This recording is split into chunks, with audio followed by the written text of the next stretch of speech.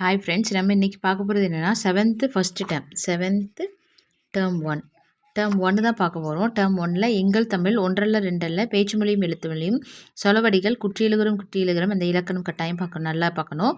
அப்புறம் காடு அதெல்லாம் கூட வேண்டாம். அப்புறம் 4 வகை குறுக்கங்கள், திருக்குறள், அதுக்கப்புறம் பசும்பொன் முத்துராமலிங்கனார் பற்றி, அதுக்கப்புறம் கப்பலோட்டிய தமிழர் பற்றி, அதுக்கப்புறம் வழக்கு, இது மட்டும் நம்ம பார்க்க போகிறோம். இது வந்து நம்ம வந்து என்ன பிளான் பண்ணியிருக்கோம் அப்படின்னா 1 வீக்கில் தமிழை ஃபுல்லாக முடிக்கிற மாதிரி. எப்போவுமே 6th தான் ஸ்டார்ட் பண்ணுறோம். ஸோ அதனால் இந்த வாட்டி 7th ஸ்டார்ட் பண்ணுறோம். ஃபர்ஸ்ட் டாபிக் என்னென்னா எங்கள் தமிழை யார் எழுதியிருப்பாங்க அப்படின்னா நாமக்கல் கவிஞர் வே. ராமலிங்கனார். அதோட பாட்டை பார்த்துடலாம். அருள்நெறி. இது ஜஸ்ட் நீங்கள் என்ன பண்ணுங்கன்னா இயர்ஃபோன்ஸ் போட்டு கேட்டுக்கோங்க. ப்ளஸ் உங்கள்கிட்ட புக் இருந்தால் புக்கு வச்சு பார்த்துக்கோங்க. இதில் நான் காட்டுறது ஷேக் ஆகலாம், எல்லாம் பண்ணலாம். ஆனால் பட் உங்களுக்கு கண்டென்ட் கிளியராக கிடைக்கும். ஸோ கண்டென்ட்டுக்காக நீங்கள் இந்த வீடியோவை கண்டினியூஸாக பாருங்கள். அருள்நெறி அறிவை தரலாகும். அருள்நெறி என்ன பண்ணால் அறிவை, அதாவது அருள்நெறிகள் நிரம்பிய அறிவை தமிழ் மொழி தருகிறது. அதாவது அருள்நெறி அறிவை தரலாகும். அதுவே தமிழன் குரலாகும். அதுதான் என்னது, தமிழ் மக்களோட குரலாகவும் இருக்குது. பொருள் பெற யாரையும் புகழாது. பொருளுக்காக யார்ட்டையும் சும்மா புகழ மாட்டாங்க. அந்த தமிழ் மொழியை வச்சு போற்றாதாரையும் இகழாது. ஸோ போற்றாதவர்களையும் இகழவும் மாட்டாங்க. ரெண்டா இவன் நம்மளை ஒன்றுமே நமக்கு எதுவுமே செய்யலையே அப்படின்னு அவங்கள இகழவும் அந்த தமிழ் மொழியை பயன்படுத்த மாட்டாங்க. கொள்கை விரதம் கொல்லா விரதம் குறியாக. கொல்லா விரதம் அப்படின்னா அது வந்து ஒரு குறிக்கோள். கொல்லாமையை நம்ம குறிக்கோளாக வச்சுக்கணும். கொள்கை பொய்யா நெறியாக அப்படின்னா பொய்யாமையை கொள்கையாக வச்சுக்கணும். எல்லா மனிதரும் சந்தோஷமாக இருக்கிறதுக்காகவே இந்த என்றும் இசைத்திரு அன்பரமே, இந்த தமிழை என்புற்று வாழ அன்பும் மரமும் உதவும் அப்படின்னு சொல்கிறாங்க. அன்பும் மரமும் மூக்கிவிடும் அச்சம் என்பதை போக்கிவிடும் இன்பம் பொழிகிற வானொலியம் எங்கள் தமிழிடம் வளையவே. நாமக்கல் கவிஞருக்கு இன்னொரு பேர் என்னன்னா காந்திய கவிஞர். காந்திய கவிஞர்னு ஏன் சொல்கிறாங்க அப்படின்னா அவர் காந்தியோட கொள்கையினால் ஈர்க்கப்பட்டிருப்பாங்க, காந்தியத்தை பின்பற்றிருப்பாங்க. அதனால அவங்கள காந்திய கவிஞர்னு சொல்கிறாங்க. ஊக்கிவிடும் அப்படின்னா ஊக்கப்படுத்தும். விரதம்னா நம்ம எல்லாருக்கும் தெரியும், விரதம் இருப்போம். ஸோ நோன்பு. குறினா குறிக்கோள். பொழிகிறனா தருகிற. ஸோ இதை நான் ஆல்ரெடி சொல்லிட்டேன். தமிழ்மொழி நம் தமிழ்மொழியாம் தாய்மொழியாம் தமிழ்மொழி அருள்நெறிகள் நிரம்பிய அறிவை தருகிறது. அதுவே தமிழ் மக்களின் குரலாகவும் விளங்குகிறது. தமிழ்மொழியை கற்றோர் பொருள் பெறுவதற்கு யாரையும் தமிழ் மொழியை கற்றவங்க பொருள் பெறுவதற்காக யாரையும் புகழவும் மாட்டாங்க, அவங்கள இகழவும் மாட்டாங்க. சொல்லிட்டேன். கொல்லாமை தான் குறிக்கோளாக இருக்கணும், பொய்யாமை கொள்கையாக இருக்கணும். எல்லாரும் இன்புற்று வாழ்றதுக்காக அன்பு மரமும் உதவும். தமிழ் மொழி அனைவரிடத்தும் அன்பையும் மரத்தையும் தருகிறது. அது அச்சத்தை போக்கி இன்பம் தரும் தமிழ் மொழி தேன் போன்ற மொழியாகும். இப்போ இதில் தமிழ் நூல்வெளி பார்த்துடலாம். இவங்க நாமக்கல் கவிஞர். இவர் ஒரு தமிழ் அறிஞர், கவிஞர், விடுதலை போராட்ட வீரர். இவர் காந்தி தான் சொன்னேன் இல்லையா, காந்தியடிகளின் கொள்கையால் ஈர்க்கப்பட்டதுனால இவர் காந்திய கவிஞர் என அழைக்கப்படுகிறார். இவர் தமிழகத்தோட முதல் அரசவை கவிஞர். தமிழகத்தோட முதல் அரசவை கவிஞர் யாருன்னு கேட்டாங்க அப்படின்னா இவர் தான். யாரு? நாமக்கல் கவிஞர். இவரோட நூல்கள் அப்படின்னு பார்த்தோம் அப்படின்னா மலைக்கல்லன், நாமக்கல் கவிஞர் பாடல்கள், என் கதை, சங்கொலி. நீ எக்ஸ்ட்ராவும் நிறைய நூல்கள் இருக்கு. என் கதையில மலைக்கல்லன்ல மலையில அவனும் அவளும் சங்கு வச்சுட்டு கவிதாவும் தமிழன் ஏதேண்டா தாயார் கொடுத்த தனம் இலக்கிய இன்பம் இசைத்தமிழ் சேதுர தமிழோசை நமது கவிஞர் நாமக்கல் கவிஞர். இப்படி அதாவது இவரோட புக்ஸ் ஃபுல்லாக இப்படி எழுதியிருக்கேன். என் கதை, மலைக்கல்லன், அவனும் அவளும், என் கதை, மலைக்கல்லன், மலையில் சங்கொலி, சங்கீதம் கேட்குது, கவிதாவும் தமிழன், அது தமிழோட இதயம் அங்கே இருக்குது. தாயார் கொடுத்த தனம், அது யார் கொடுத்தாங்கன்னா தாய் கொடுத்தாங்க. இலக்கியா, அதாவது இலக்கியாவும் கவிதா அங்கே இருக்காங்க, அதான் இலக்கிய இன்பம். இசை தமிழ் அங்கே ஜாலியாக இருக்குது. சேதுமர தமிழ் ஓசை கேட்குது, இசை தமிழ் ஓசை. அது யார் அப்படின்னா அப்புறம் கத்தீண்டு ரத்தமின்றி இவரோட பாடல்கள் தான். இன்னும் கூட எக்ஸ்ட்ரா கோட்ஸ் சொல்லியிருக்காங்க. என்னன்னா தமிழன் என்று சொல்லடா, இந்த இருக்கு பாருங்க, தமிழன் என்று சொல்லடா, இந்திய நாடு என்னுடைய நாடு, தமிழன் என்றோர் குணமுண்டு, கைத்தொழில் ஒன்றை கற்றுக்கொள். இப்படி இதுவும் அவருடைய தான். இப்போ நெறி அப்படின்னா வழி. நெறினா என்னன்னா வழி. நெறினா வழி. குரல் ஆகும்னா குரல் ப்ளஸ் ஆகும். வானொலினா வான் ப்ளஸ் சொல்லி. அதே மாதிரி மோனை அப்படின்னா என்னன்னா முதல் எழுத்து ஒன்று எழுந்த பார்த்தீங்களா, முதல் எழுத்து ஒன்று வருவது மோனை, இரண்டாம் எழுத்து ஒன்று வருவது ரூ, இரண்டாம் எழுத்து ஒன்று வருவது எதுகை, இறுதி எழுத்து ஒன்று போல் வருவது இம்னு வருது, இறுதி எழுத்து வருவது இயைபு.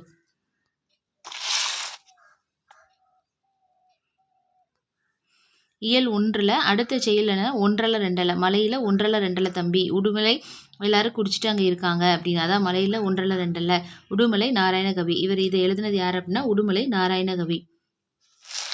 இது பார்த்துக்கலாம். ஒன்றல்ல ரெண்டல்ல தம்பி, ஒப்புமை இல்லாத அற்புதம் தமிழ்நாட்டில் தென்றல் தரும் இனிய தேன்மணமும் கவலும் தென்றல் தரும் இனிய தேன்மணமும் கமலும் செங்கனியும் பொன்கதிரும் தந்து உதவும் நன்செய்வழம் பகைவென்ற திறம்பாடும் பரணி வகை செலும் பரிபாடல் கலபகங்கள் 8 தொகை வான்கொண்ட குரலோடு அகமும் புறமும் செம்பொருள் கண்ட தமிழ்ச்சங்க இலக்கிய பெருஞ்செல்வம். முல்லைக்கு தேர் கொடுத்தது யார் அப்படின்னா பாரி. முகிலனும் புகழ் படைத்த உபகாரி. கவி சொல்லுக்கு தலை கொடுத்த அருள் மீறி இந்த வள்ளலாம் குமணன் போல் வாழ்ந்தவர் வரலாறு. உடுமலை நாராயண கவி. இதில் இருக்க சொல்லும் பொருளும் பார்த்துடலாமா? ஒப்புமைனா இணை. ஒப்புமை அப்படின்னா இணை. இன்னொன்று அழகுன்னு இருக்குது. அற்புதம் அப்படின்னா விந்தை. முகில் மேகம். உபகாரினா வள்ளல். இதில் டேரெக்டாக இது நூல்வெளி மட்டும் பார்த்துக்கலாம், எங்களுக்கு இது தேவையில்லை. இவரை வந்து இதுக்கு முன்னாடி பார்த்தது யார் அப்படின்னா என்ன பாட்டு பார்த்தோம்?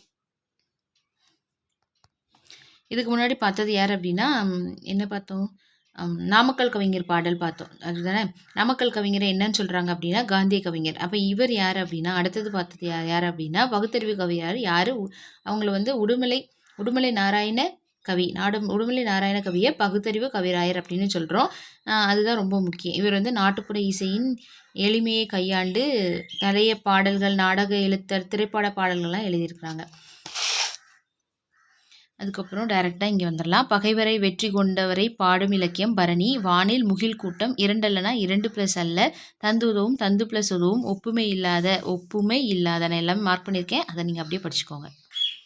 அடுத்தது வந்து பேச்சு மொழியும் எழுத்து மொழியும். பேச்சு மொழியும் எழுத்து மொழியில் ஒன்றுமே இல்லை. அதாவது நம்ம பேசுகிறதுக்கு பயன்படுத்துகிறது பேச்சு மொழி. எழுத்து வடிவமாக இருக்கிறது எழுத்து மொழி. பேச்சு வடிவில் இருக்கிறது வந்து அரைகுறையாக கூட நம்ம நிறுத்திடுவோம். அதாவது நன்றாக சாப்பிட்டேன், நல்லா சாப்பிட்டேன் அப்படின்னு சொல்கிறது நான் அந்த புக்கில் எழுத்து மொழியாக இருக்கும்போது நன்றாக சாப்பிட்டேன் அப்படி இருக்கும். ஸோ இந்த மாதிரி விளக்கங்கள் தான் கொடுத்துருப்பாங்க. அது பெரிய அளவில் நமக்கு தேவையில்லை. ஃபஸ்ட்டு இது வேணால் பார்த்துக்கலாம். மொழியின் வடிவங்களுக்கு கீழே இருக்கு பாருங்கள். வாயினால் பேசப்பட்டு பிறரால் கேட்டு உணரப்படுவது பேச்சு மொழி. பேசுவதும் கேட்பதும் முதல் நிலை. கண்ணால் கண்டு உணருமாறு வரி வடிவம் எழுதப்பட்டு படிக்கப்படுவது எழுத்து மொழி. இது வந்து 2ஆம் நிலை.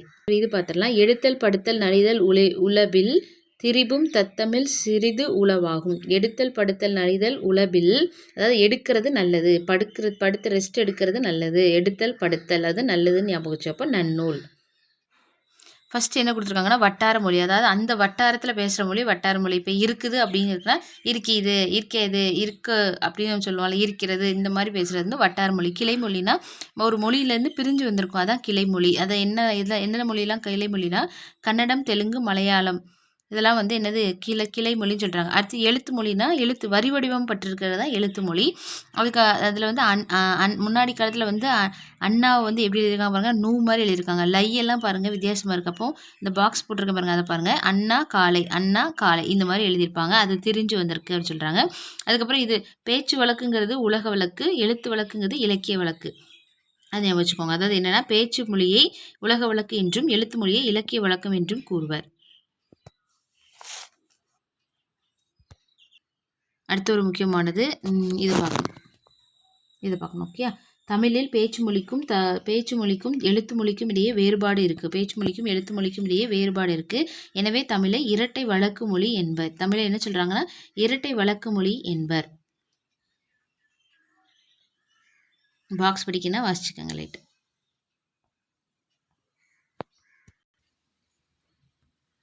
ஒன்பது பார்த்துடலாம். மொழியின் முதல் நிலை வந்து பேசுதல், கேட்டல். ஒலியின் வரி வடிவம் எழுத்து. தமிழின் கிளை மொழிகளில் ஒன்று தெலுங்கு, கன்னடம், மலையாளம். அது தெலுங்கு இருக்குது. பேச்சு மொழியை என்ன சொல்லுவாங்க? உலக வழக்கு. எழுத்து மொழியை என்ன சொல்லுவாங்க? இலக்கிய வழக்கு. சொல விடைகள் கொடுத்துருக்காங்க. இதில் ரொம்ப இம்பார்ட்டண்ட்டாக நமக்கு தெரியிற மாதிரி தான் இருக்கும். ஓரளவுக்கு நம்ம கண்டென்ட் புரிகிற மாதிரி தான் இருக்கும். பாருங்கள். புண்ணுக்கு மருந்து போட முடியும், பிடிவாதத்துக்கு மருந்து போட முடியுமா? அதாவது அவன் போகமாட்டேன்னு சொல்கிறவனை நம்ம என்ன செய்ய முடியும் அப்படிங்கிற மாதிரியான கேள்வி. அதுக்கடுத்து பாருங்கள். அணை உடைஞ்சு போனால் வெள்ளம் அழுதாலும் வராது. அப்படின்னா படிக்கிற டைமில் ஒழுங்காக படிக்கலைன்னா பின்னாடி நம்மளால படிக்க முடியாது. விளைச்சலுக்கும் வெள்ளாட்டுக்கும் செமப்பாக, அது எப்படியாவது கட்டாயப்படுத்தி ஸ்கூலுக்கு அனுப்பிடணும் அப்படிங்கிறாங்க. விளைச்சல் அவனுக்கும் ஸ்கூலுக்கும் பகைங்கிற மாதிரி.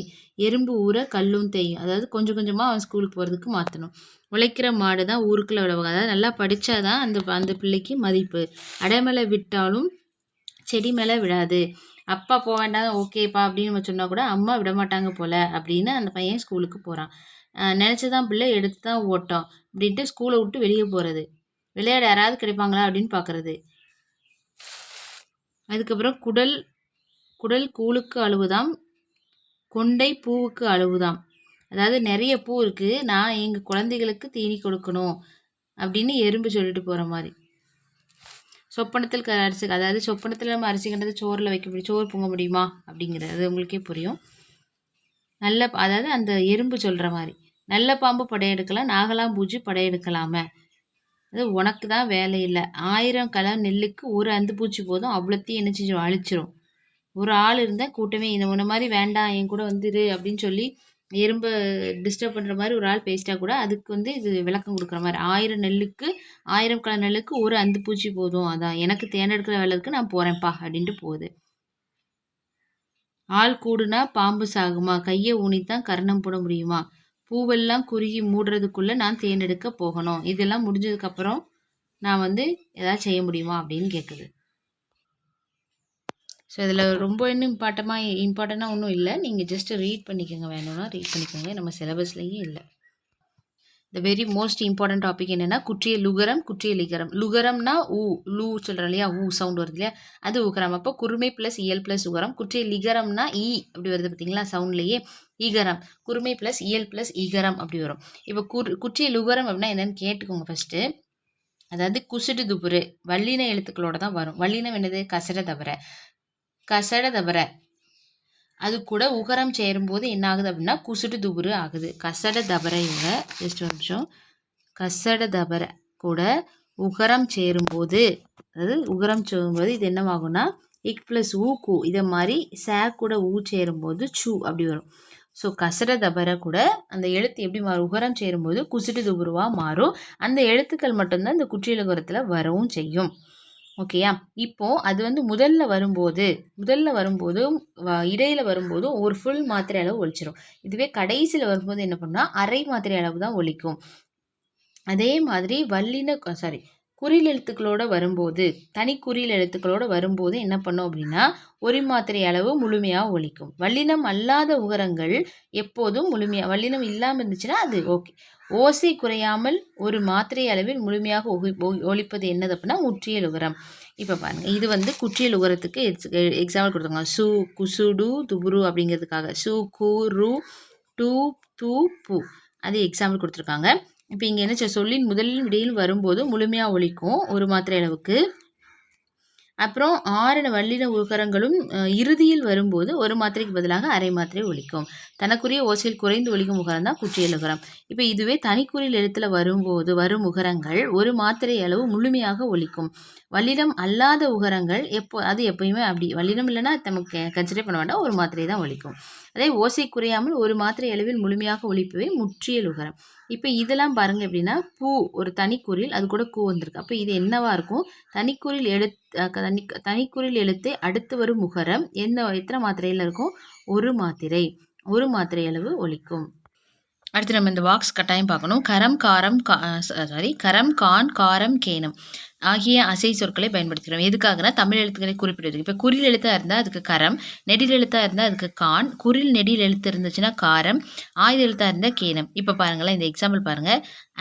அது குறில் எழுத்து, இது கூட கரம் இருக்குது. ஈ குறில் எழுத்து கரம் இருக்குது, ஊ குறில் எழுத்து கரம் இருக்குது. இந்த மாதிரி வர்றது குறில் எழுத்து கரம் இருக்குது, மே குறில் எழுத்து கரம் இருக்குது.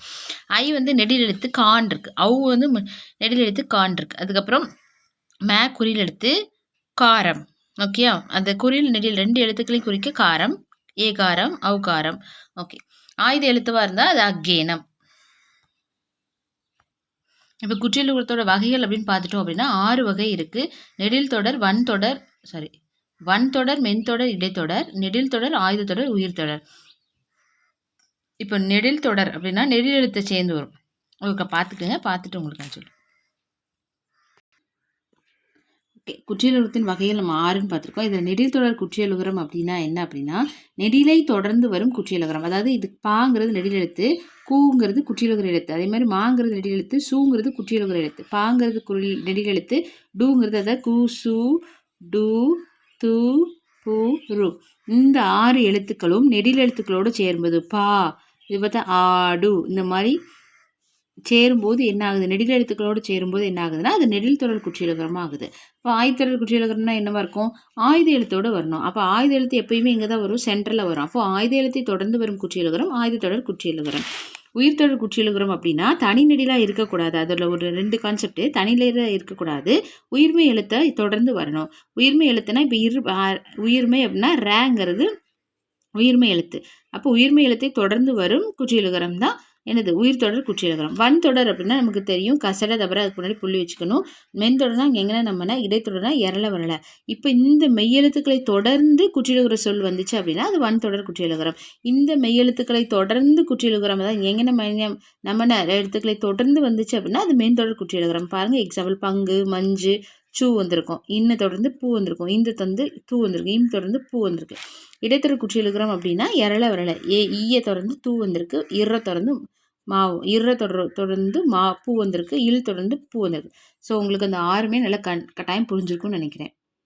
ஓகே, இந்த இடைத்தொடர் குற்றியலுகரத்தில் ஒரு கான்செப்ட் என்ன அப்படின்னா, இது எல்லாத்துலேயுமே குசிறுதுபுரு வரும். வன் தொடர், மென் தொடர் எல்லாத்துலேயுமே குசிறுதுபுரு எழுத்துக்கள் எல்லாமே வரும், நெடில், ஆயுதம் எல்லாத்துலேயுமே. பட் இடைத்தொடரில் மட்டும் என்னென்னா சு, டு, ரு இந்த இதை இறுதியாக கொண்டு வராது.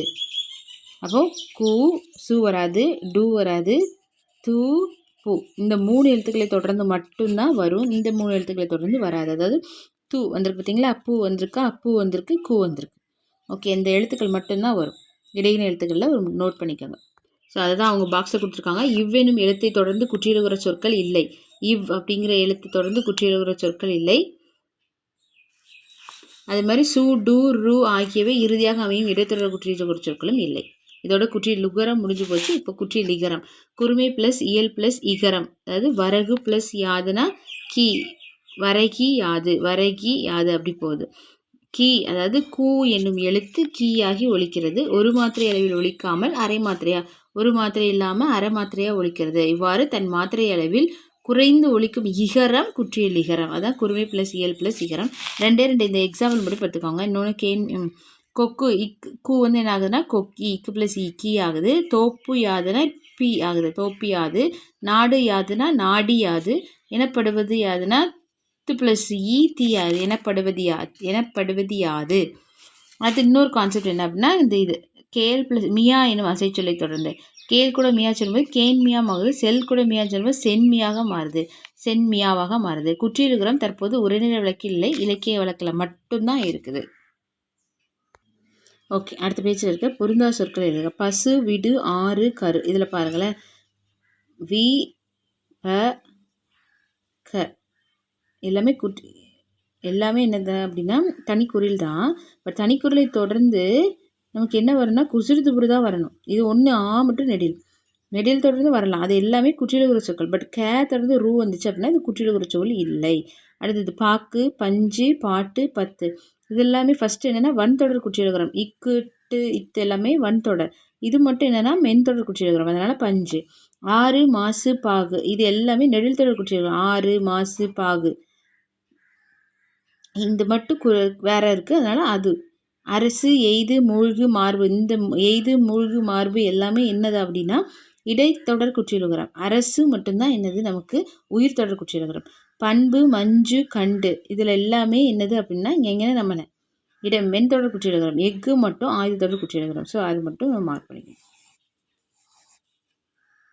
ஓகே, நெக்ஸ்ட் பேஜில் 2 வகை திணைகள் பற்றி கொடுத்துருப்பாங்க. உயர்திணை, அக்ரிணை. உயர்திணைனா மனிதர்கள், அறிவுடைய மனிதர்கள் பற்றி பேசுகிறது.